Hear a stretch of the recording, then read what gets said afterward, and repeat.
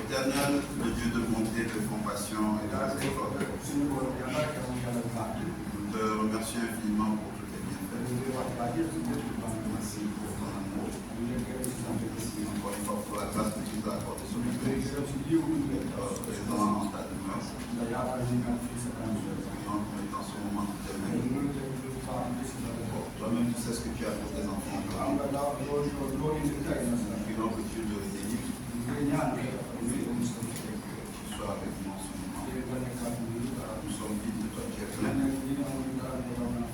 Que ta volonté soit faite. Maintenant et à jamais, au nom de Jésus. Amen.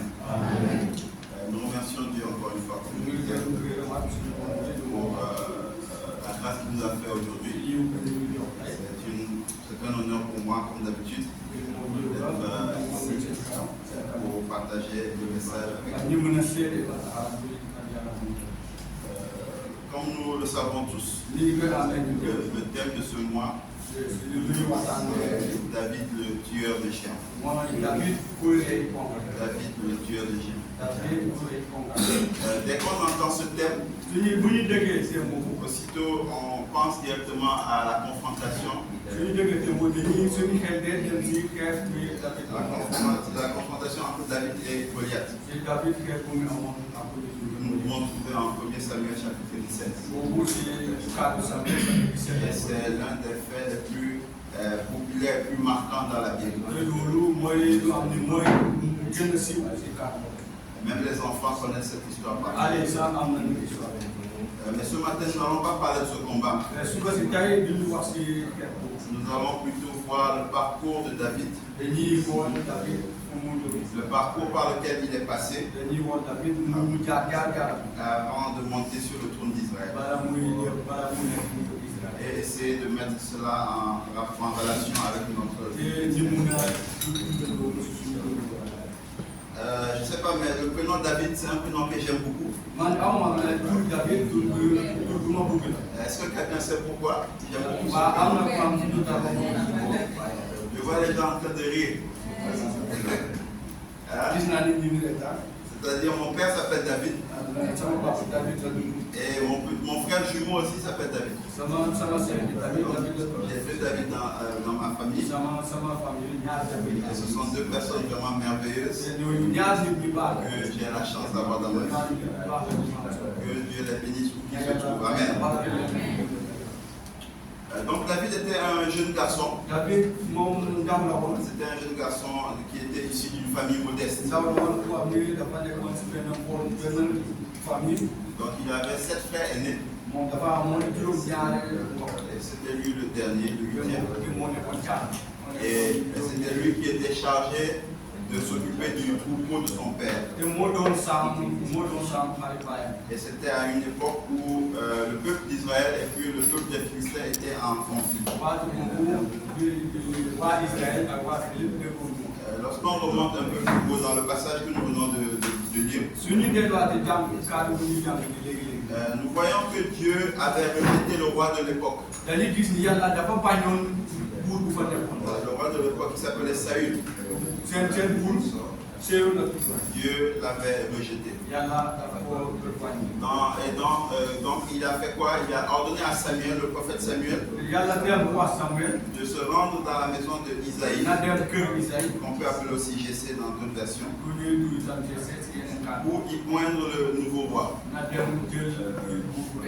Mais lorsqu'on a dit ça à Samuel, il a eu peur. Et il a dit à Dieu que si le roi apprend que je suis parti pour couronner un nouveau roi, j'ai des problèmes. Et je risque de mourir.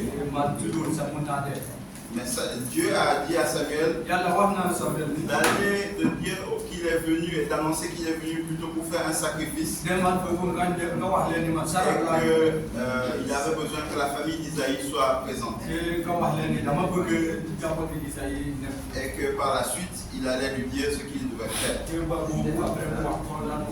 Donc, arrivé sur place, on a fait défiler les fils du premier jusqu'au 7e. Mais l'Éternel n'en a choisi aucun. Et c'est là qu'on se rappelle qu'il y a David qui n'est pas là.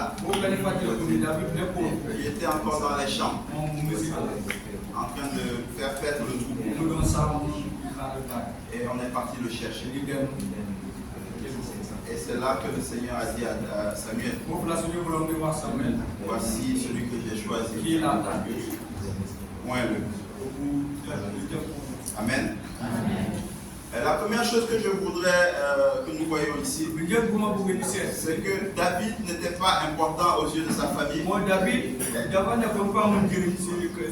n'était même pas digne de faire partie du sacrifice à laquelle sa famille avait été. Mais il a été trouvé digne aux yeux de Dieu. Car Dieu nous dit en 1 Samuel 16, verset 7, il ne regarde pas à l'apparence, mais il regarde au cœur. Amen. Est-ce que vous me suivez? Chers frères et sœurs, je ne sais pas dans quelle forme de rejet est-ce que tu es actuellement. Peut-être que tu es rejeté au travail, peut-être que tu es rejeté dans ton couple. Peut-être que tu es rejeté dans ta propre famille. Certains ont des rejets dans leurs entreprises. Certains ont des projets, mais toujours ça échoue. Mais Dieu n'écoute jamais leurs requêtes, malgré les prières qu'ils font. Pourquoi? Parce que Dieu voit la noirceur de nos cœurs. Et il ne répond pas à nos requêtes. Les gens qui ne se parlent pas. Oui, il y en a ici. Il y a des personnes qui ne se parlent pas. Chaque dimanche, ils viennent ici. Ils sont tous baptisés. Ils viennent mettre la main dans l'assiette pour manger le corps de Christ. Mais ils ne se parlent pas. C'est extrêmement grave. Revoyons nos cœurs, chers frères et sœurs. Arrêtons les petites querelles que nous avons entre nous. Demandons pardon à Dieu, sincèrement. Et c'est seulement à ce moment qu'il écoutera nos requêtes. Je suis en train de dire ici que Dieu écoute les requêtes de ceux qui ont le cœur pur. Pour revenir à David. Quelqu'un me dira peut-être que David n'a pas demandé, il n'a jamais fait la requête à Dieu de le faire roi. Pourtant Dieu l'a fait roi. Oui, c'est vrai. Il était tranquillement dans les pâturages, en train de faire paître les brebis de son père. Mais Dieu est allé le chercher pour oublier la négligence de sa famille, pour l'établir le chef de la nation d'Israël. Pourquoi cela? Parce que Dieu avait vu en lui, dans son cœur, les qualités qu'il recherchait pour le futur. Le courage, l'humilité et la foi inébranlable. Et c'est cette fois que Dieu a donné la force à David de vaincre le lion, de vaincre l'ours et de vaincre la Goliath. Cela nous montre que si nous sommes des hommes et des femmes qui sont selon le cœur de Dieu, nous n'avons même pas demandé quoi que ce soit à Dieu. Il ira nous chercher dans la négligence. Il ira nous chercher dans l'oubli, l'oubli de nos proches, l'oubli de notre communauté, l'oubli de notre lieu de travail. Et il nous accordera ses bénédictions. Et nous irons de gloire en gloire. Amen. Revenons encore une fois à David. Après son onction, on l'avait convié dans le palais du roi pour jouer de la harpe. Et c'était parce qu'il y avait un mauvais esprit qui agitait le roi. Donc quand l'esprit vient sur le roi, on appelle David et il vient jouer de la harpe. Et l'esprit quitte. Dans 1 Samuel chapitre 16, toujours verset 14, la Bible nous dit que Dieu avait retiré son esprit. Et il avait retiré son esprit de Saul. Et il avait mis un mauvais esprit à la place. C'est quelque chose qui est un peu bizarre, n'est-ce pas? Comment est-ce qu'un mauvais esprit peut venir de Dieu? Nous allons essayer de comprendre pourquoi tout de suite. Lorsque David a trouvé une faveur aux yeux de Saül, il lui a fait de lui son porteur d'armes. Par la suite, David a tué Goliath. Ensuite, Saül l'a nommé chef au sein de son armée. Et David n'arrêtait pas d'exceller dans tout ce qu'on lui confiait. Il allait de victoire en victoire. Et bien entendu, cela a rendu Saül jaloux. Et il a voulu éliminer David. À 2 reprises, il a tenté de finir avec David de sa propre main. Il n'a pas pu. Il a envoyé en guerre en espérant que les ennemis vont atteindre à la vie de David. Il n'a pas pu. Et il a finalement commencé à poursuivre David partout dans le pays. Dès qu'il entend que David est là-bas, il appelle ses hommes et il court pour aller l'attaquer. Jusqu'à un tel point que David était obligé de fuir pour aller se réfugier chez l'ennemi. Qu'est-ce que nous pouvons apprendre ici? David était un berger et il ne connaissait rien à la royauté. Il ne connaissait rien à ce que c'est que d'être un guerrier ou bien un soldat. Dans le but de le former ou bien de l'entraîner, Dieu a fait en sorte qu'il soit proche de Saül jusqu'à ce qu'il devienne un chef des armées. Et Dieu a également envoyé ce mauvais esprit sur Saül pour éprouver David. Parce que c'était Saül seul le problème de David après son onction. Et c'était une manière à Dieu de tester la capacité de David à pardonner et surtout à demeurer fidèle dans les épreuves. Essayons de ramener un peu cette étape du parcours de David à notre vie chrétienne. David était dans le pâturage quand Dieu a décidé de le faire roi et l'a fait entrer dans la maison de Saül pour l'enseigner et surtout pour l'éprouver. Nous aussi, nous avons été appelés du monde. C'était notre zone de confort. C'est là où on était bien, on était à l'aise. Parce que David aussi était très à l'aise dans la pâturage. Et nous avons donné notre vie à Christ. Nous sommes entrés maintenant dans le royaume pour apprendre la parole et surtout pour être éprouvés. Malgré la pression que Saül a exercée sur David, David n'a jamais riposté. Il savait qu'il était le roi désigné. Mais il a attendu patiemment que le plan de Dieu se réalise. Chers frères et sœurs, le plan de Dieu est toujours parfait. Peu importe le temps que ça prend. La Bible ne nous donne pas de détails concernant le nombre d'années qui a suivi l'onction de David jusqu'à ce qu'il devienne roi. Mais lorsqu'on lit un peu certaines dans les recherches qu'il a faites, certains parlent de 13 ans, certains parlent de 15 ans. On peut imaginer que ça a pris énormément de temps. Mais David ne s'est pas découragé. Il est resté ferme. Et lui aussi, il a eu 2 fois l'occasion de se venger de Saül. Mais il a toujours décidé de ne pas pécher. Je sais que la plupart d'entre nous, si nous avions été à la place de David, qu'est-ce qu'on aurait fait? On aurait dit à Dieu, ça c'est quelque chose. Ça c'est difficile. Hein? J'étais dans mon coin tranquillement. Je me dis, viens être un roi. Normalement, un roi il est à l'aise. Mais voici depuis que tu as pris cette décision, je n'ai même plus de maison. Je ne fais que fuir. Je suis obligé de fuir ma femme. Je ne peux pas.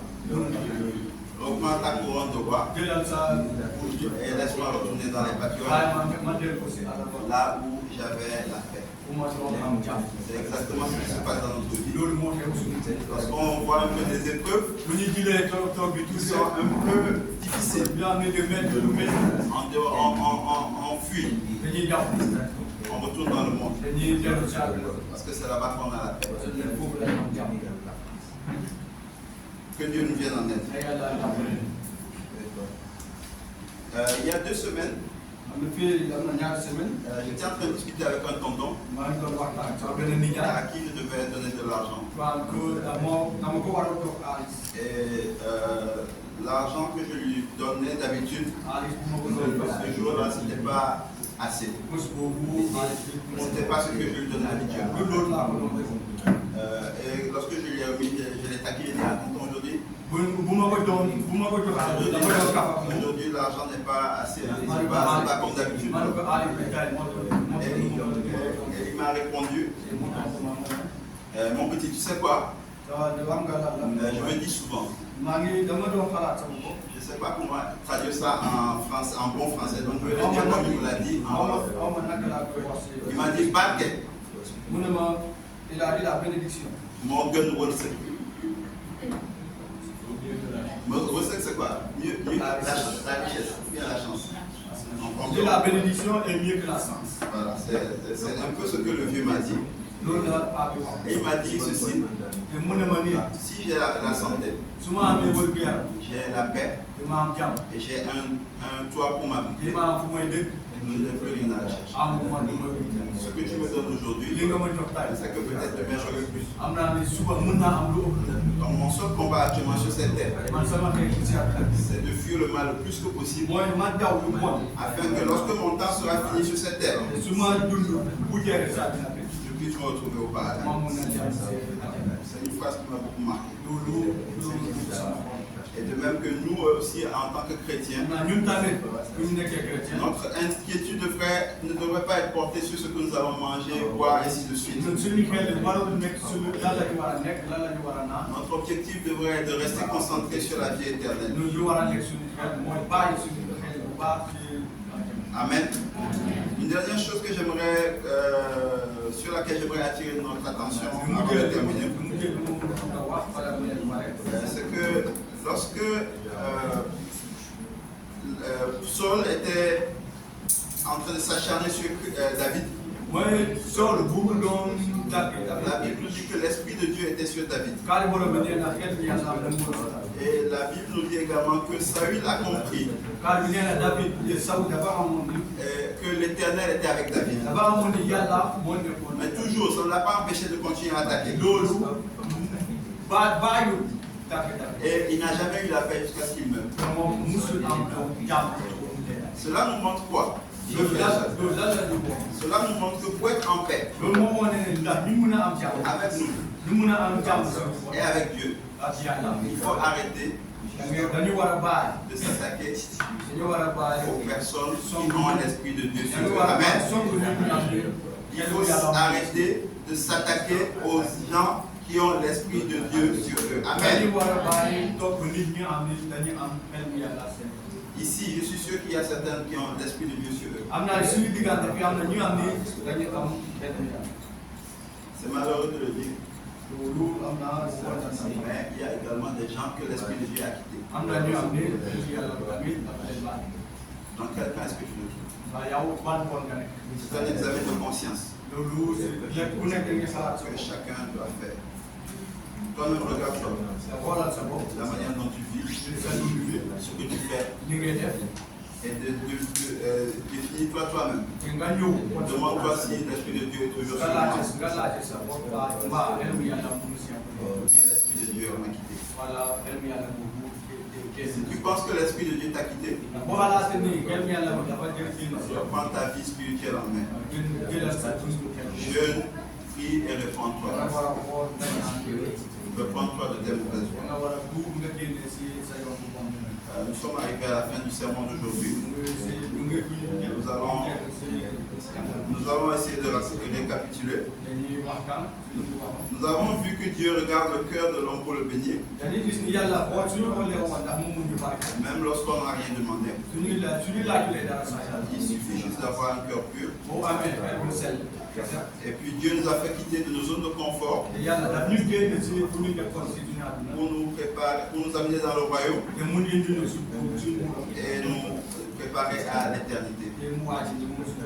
Mais nous avons tendance à rejeter cette préparation et à retourner vers notre ancienne vie. Et pour finir, nous devons arrêter de nous attaquer à ceux qui l'Esprit de Dieu sont.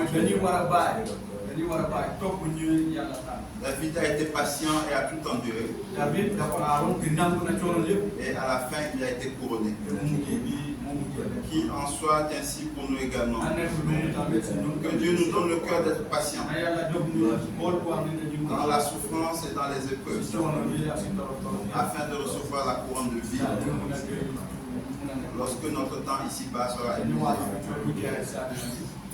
Je lance un appel à ceux qui ne sont pas encore baptisés. Ne craignez pas d'être éprouvés à votre tour. Car en Christ, nous avons toujours la victoire. Jésus-Christ est mort pour vous et moi. Donc n'attendez plus. Et acceptez-le aujourd'hui. Que le Seigneur nous bénisse tous, nous accueille sa bonté, nous accorde sa grâce et qui continue à nous protéger. Que son Saint nous soit glorifié. Amen.